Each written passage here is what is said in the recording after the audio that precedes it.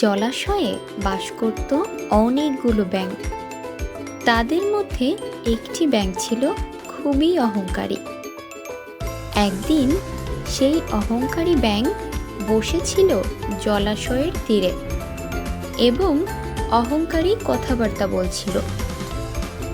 অনেক ব্যাঙ তার সে কথা শুনছিল এবং নিজেদের মধ্যে আলাপ আলোচনা করছিল। অহংকারী ব্যাঙের বাচ্চা জলাশয়ের এক পাশে খেলছিল। সে বেশ লাফঝাপ করছিল। লাফাতে লাফাতে সে বেশ কিছু দূর চলে গেল। হঠাৎ সে একটি হাতি দেখতে পেল। হাতিটি জলাশয়ের দিকেই আসছিল। বাচ্চা ব্যাঙটি হাতির বড় পেট দেখতে পেল। তাই দেখে সে ভয়ে দৌড় শুরু করলো।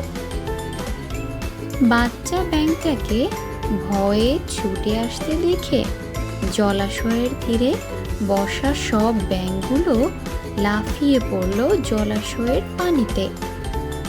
ঝপাং ঝপাং ঝপাং। এর কিছু সময় পর কিছু ব্যাঙ সাহস করে পানি থেকে উঠে এলো। অহংকারী ব্যাঙ তার বাচ্চাকে প্রশ্ন করল, তুমি কেন ওভাবে দৌড়ে এসেছ? কেন তুমি অন্য সব ব্যাঙকে ভয় দেখিয়েছ? ব্যাঙ বাচ্চা বলল, মা, আমি একটা বিশাল বড় প্রাণী দেখেছি। সেটা দেখতে পাহাড়ের মতো বড়। বলে সে তার 4 পা ছড়িয়ে তার মাকে দেখালো হাতিটা কত বড় ছিল। ওই প্রাণীটার পেট এত বড়। অহংকারী ব্যাঙ লম্বা দম নিয়ে তার পেট ফুলালো। তারপর বলল, তার পেট কত বড় ছিল? এত বড়? বাচ্চা ব্যাঙটা বলল, না, সেটা এর চেয়ে অনেক বড় ছিল।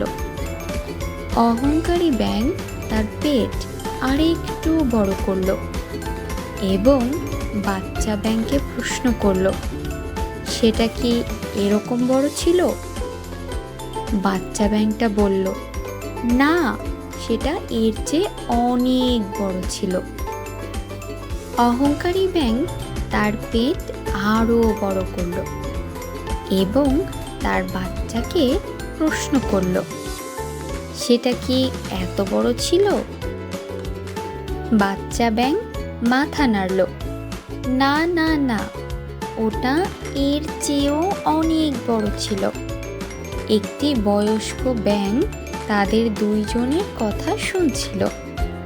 সে বলল, প্রিয় বন্ধু, এবারের মতো যথেষ্ট হয়েছে। তোমার পেট আর ফুলিও না। যদি তুমি পেটটাকে আরো ফুলাও তাহলে সেটা বেলুনের মতো ফেটে যেতে পারে। অহংকারী সেই ব্যাঙ বলল, না আমার প্রিয় বন্ধু, আমার পেট বেলুন নয়। এটা এত সহজে ফাটবে না। আমি আমার পেট আরো ফুলাতে পারবো।